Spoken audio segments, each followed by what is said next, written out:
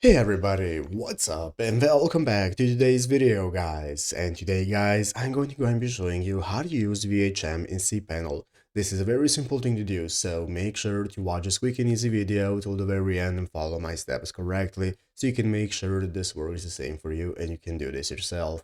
But yeah guys, let's get straight into it. So the first thing you want to do is to go ahead and open up the official cPanel website right here, cpanel.net if you've not already. And after opening it up, you'll be greeted by this main page right here in the upper right corner. You can get started managing your account. So what you want to do is go ahead and open up your account settings. If you do not already have an account, just go ahead and register for a new one. And if you have one, you can go ahead and log in. And after logging in successfully, you'll be greeted by this home page right here. After setting up cPanel, you'll be able to access your dashboard. So after successfully accessing your dashboard, here you can find all the settings you have, such as your email, files, databases, domains, everything you need to get started with VHM. And this is what we're going to do. So as you can see right here in the official docs of cPanel website, we can take a look at an article showing us how to get started with VHM and access it to our website. So here we can get started preparing VHM. You're going to need a license for VHM and cPanel, and then we can get started. So you want to go and find this article for yourself so you can access all the links and domains from here. But this is the domain that you want to use, the URL bar with your IP address, and then there you can go and get started logging to VHM.